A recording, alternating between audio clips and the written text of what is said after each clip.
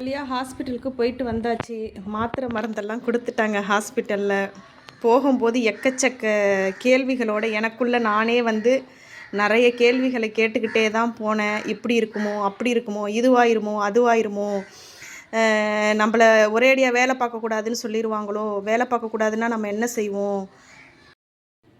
பாருங்கள், இசிஜிலாம் எடுத்திருக்காங்க. அதுக்கப்புறம் ஒரு 3 நாளைக்கு டேப்லெட்ஸ் கொடுத்துருக்காங்க. பாருங்கள், இது கவர்மெண்ட் ஹாஸ்பிட்டலில் இந்த மாதிரி நோட்டு தான் வாங்கிட்டு போகணும். நம்ம நோட்டு வாங்கிட்டு போனோம்னா இங்கே நேமு, ஃபோன் நம்பர்லாம் மென்ஷன் பண்ணிவிட்டு இங்கே பிபி, சுகரு அதெல்லாம் என்ன இருக்குதுன்னு சொல்லி பார்ப்பாங்க. பார்த்துட்டு என்ன டேட் இருக்கோ அதெல்லாம் போடுவாங்க. அதில் தான் பாருங்கள் நமக்கு இசிஜி எழுதி கொடுத்துருக்காங்க. எழுதி கொடுத்துட்டு டேப்லெட் கொடுத்துருக்காங்க. இது பாருங்கள், கவர்மெண்ட் ஹாஸ்பிட்டல்லே பார்த்திங்கன்னா இசிஜிலாம் இப்போ வச்சுருக்காங்க. பரவாயில்லைங்க, ரொம்ப கவர்மெண்ட் ஹாஸ்பிட்டல்லாம் ரொம்ப டெவலப் ஆகிடுச்சின்னு தான் சொல்லணும். அப்புறம் இந்த மாத்திரை நமக்கு கொடுத்துருக்காங்க. ஒரு 3 நாளைக்கு சாப்பிடுங்க அப்படின்ட்டு. சாப்பிட்டு பார்க்கலாம்.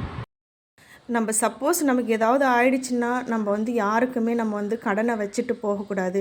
போயிட்டா பாரு, இவ்வளோ கடனை வச்சுட்டு போயிட்டாங்க, நம்ம தலைமையில் இப்படி வச்சுட்டு போயிட்டாங்களேன்னு பசங்க கூட நம்மளை சொல்லக்கூடாது அப்படின்னு தாங்க நான் நினப்பேன்.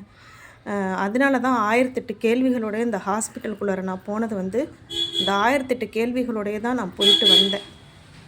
எனக்குன்னு எடுத்துக்கிட்டிங்கன்னா எனக்கு பொறுப்புகள் அதிகங்க. ரெஸ்பான்சிபிலிட்டிஸ் எனக்கு ரொம்பவே அதிகம். ரெஸ்பான்சிபிலிட்டிஸ் மீன்ஸ் பார்த்திங்கனாக்கா, குடும்பத்தை பார்த்துக்கிறது நான் தான், பசங்களையும் நான் தாங்க பார்த்துக்கிறேன். பசங்க அம்மா இருக்கிறாங்க. பிள்ளைகளை பொறுத்த வரைக்கும் அம்மா எல்லாத்தையுமே பார்த்துக்குவாங்க. அம்மா இருக்கிறாங்க. பையனும் அப்படி தான் நினச்சிக்கிறான். பாப்பாவும் பொண்ணும் அப்படி தான் நினச்சிக்கிறாங்க. இன்னும் அவங்களுக்கு வெளி உலகம் இன்னும் தெரியல. அம்மா இருக்கிறாங்க அப்படிங்கிற ஒரு நம்பிக்கையில் தான் பசங்க இருக்காங்க. அந்த நம்பிக்கையை நான் கெடுக்கக்கூடாது அப்படின்னு தான் நான் நினப்பேன். ஏன்னா என் பிள்ளைகளுக்கு தலைமையில் நான் இருக்கணும், நல்லது கெட்டதை எடுத்து சொல்கிறதுக்கு நான் இருக்கணும் அப்படின்னு நான் நினச்சிக்குவேன். நம்மளால் காசு பணம் சம்பாதிக்க முடியுதோ இல்லையோ, நம்ம பிள்ளைகளுக்கு நம்ம சப்போர்ட்டாக இருக்கணும், நல்லது கெட்டதை எடுத்து சொல்கிறதுக்கு சப்போர்ட்டாக இருக்கணும் அப்படி தான் நான் நினச்சிக்குவேன். ஏன்னா பார்த்திங்கன்னா எங்கள் ஃபேமிலியில் கண்கூடாகவே நான் பார்த்துருக்கேன். ஹார்ட் அட்டாக்லேயே இறந்து போனவங்கெல்லாம் இருக்கிறாங்க.